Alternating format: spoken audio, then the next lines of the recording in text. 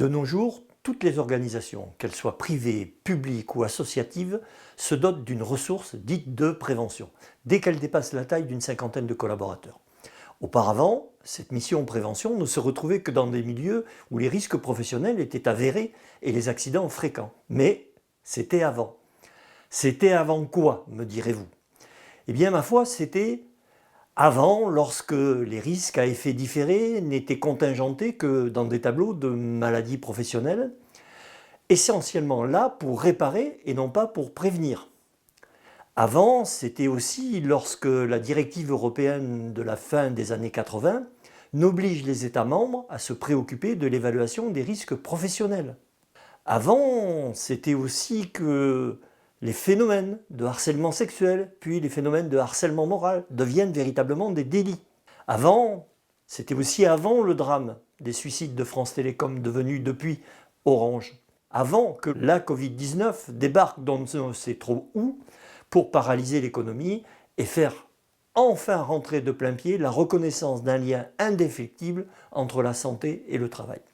La succession de ces épisodes au cours des 30 dernières années a façonné un nouveau visage à la prévention et a transformé profondément son identité.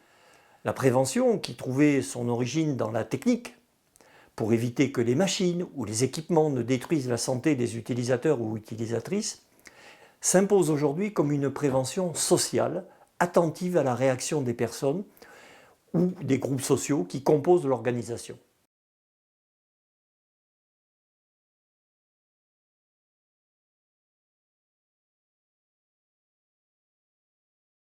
Du coup, les thèmes de ce nouveau champ sont vastes.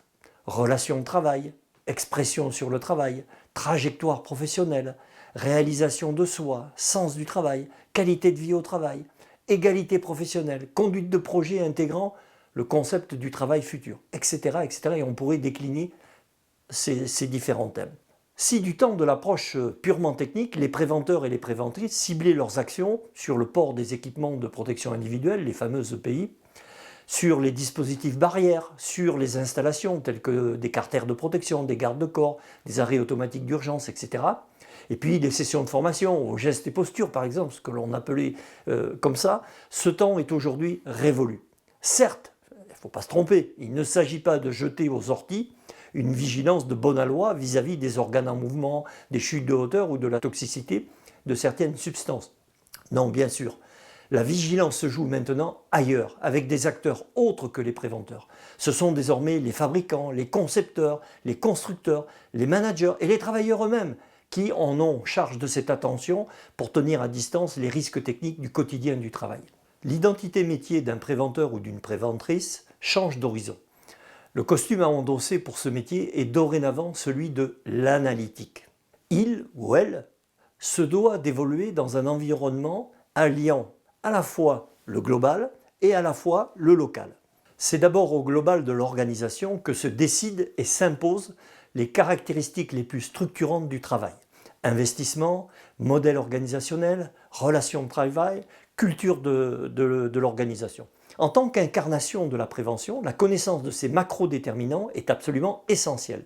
Il ou elle doit s'impliquer dans les décisions en relation avec le travail et veiller à partager son expertise et faire porter sa voix pour chacune d'entre elles. Au local, c'est-à-dire au niveau micro des situations de travail, il ou elle en appréciera la conséquence et découvrira la richesse du travail réel.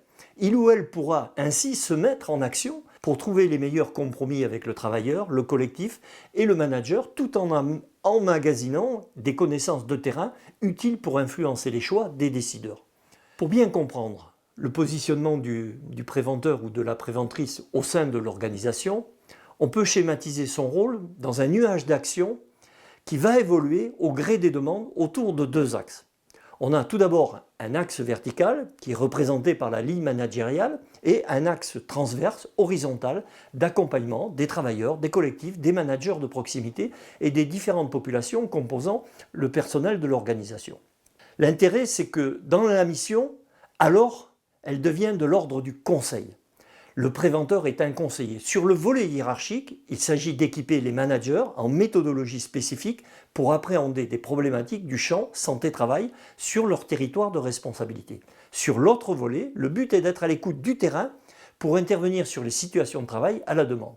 Nous voyons bien que le rôle du préventeur, de la préventrice, s'éloigne totalement de celui du contrôleur technique finalement qui était à l'œuvre jusqu'à présent. Prenons un exemple simple. Un investissement conséquent est prévu et va modifier considérablement la manière de réaliser le travail. La population est vieillissante et des signes d'usure professionnelle commencent à se manifester dans les indicateurs RH. Le rôle du préventeur ou de la préventrice sera de s'intégrer dans le projet d'investissement, de bien le comprendre, de l'analyser et de se projeter dans les scénarios de travail futurs envisagés pour les mettre à l'épreuve. En parallèle, il ou elle veillera à impliquer les personnes préemptées pour travailler dans la future configuration, leur faire partager la vision du projet et mesurer en quoi des difficultés pourraient surgir, accentuant finalement cette usure professionnelle. Ainsi, le préventeur ou la préventrice agira à la fois sur l'axe vertical en influençant au mieux le projet et sur l'axe horizontal en embarquant le travail réel et ses acteurs pour les imaginer dans leur situation de travail future. Au cours du temps, le rôle des préventeurs et préventrices s'est affranchi de la technique sécurité et devenir davantage transformé pour encore plus un véritable métier porteur de ses propres méthodologies. De nombreuses organisations, qu'elles soient privées, qu'elles soient publiques, qu'elles soient associatives, ont vu ce poste au départ comme une fonction à assumer au sein de la structure. Les fiches de poste traduisaient l'embarras des recruteurs. En ciblant l'essentiel des missions autour, par exemple, du document unique d'évaluation des risques, histoire d'avoir quelqu'un en interne sur qui se décharger de cette corvée administrative, la fonction prenait alors le pas sur le métier, avec la possibilité d'accueillir presque n'importe quel profil, à condition que le candidat ou la candidate ait un peu d'empathie et une communication facile. Ces recruteurs passent cependant à côté de l'essentiel, qui est que dès la prise de poste, les besoins de savoir-faire prennent le dessus sur la fonction, sous peine de décrédibilisation. Préventeur ou préventrice renvoie donc de nos jours bien plus à un métier qu'à une fonction.